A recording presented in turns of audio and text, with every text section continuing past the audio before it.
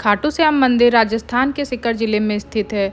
यह मंदिर बहुत ही प्राचीन है। श्याम बाबा की महिमा बखान करने वाले भारत में ही नहीं बल्कि दुनिया के कोने कोने में मौजूद हैं। आइए जानते हैं कौन है बाबा खाटू श्याम जी, क्या है उनकी कहानी। नमस्कार दोस्तों, welcome back to my channel. दोस्तों, हम अपने इस वीडियो में जानेंगे बाबा खाटू श्याम के बारे में। तो चलिए जानते हैं कौन है खाटू श्याम जी।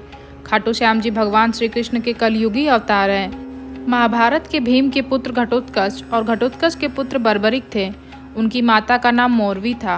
उनकी माता मोरवी ने उन्हें सिखाया था कि सदा ही पराजित पक्ष की तरफ से युद्ध करना, और वे इसी सिद्धांत पर लड़ते थे।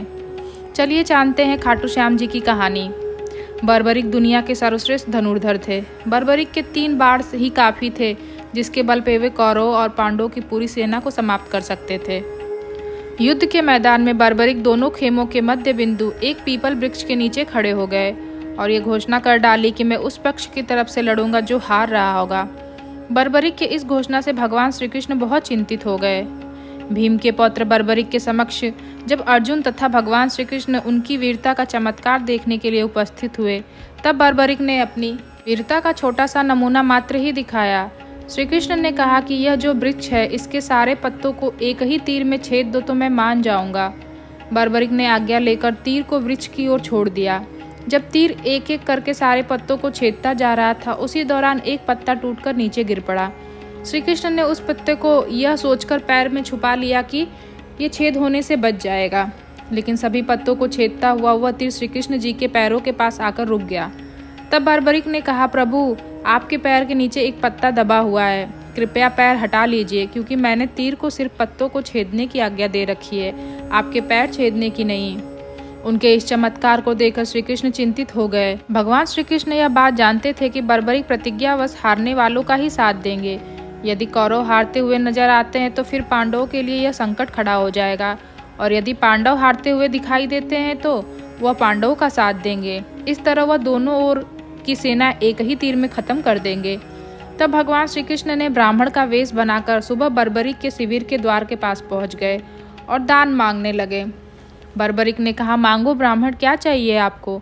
ब्राह्मण रूपी श्री कृष्ण ने कहा कि तुम ना दे सकोगे, लेकिन बर्बरिक श्री कृष्ण के जाल में फंस गए और श्री कृष्ण ने उनसे उनका शीश मांग लिया। बर्बरिक द्वारा अपने पितामह पांडवों की विजय हेतु स्वेच्छा के साथ शीश दान कर दिया गया। बर्बरिक के इस बलिदान को देखकर दान के पश्चात श्री कृष्ण ने बर्बरिक को कलयुग में स्वयं के नाम से पूजित होने का वरदान दिया। आज बर्बरिक को खाटू श्याम के नाम से पूजा जाता है।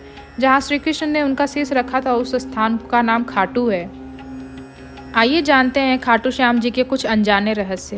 पहला, खाटू श्याम जी अर्थात जो हारे हुए और निराश लोगों को संबल प्रदान करते हैं।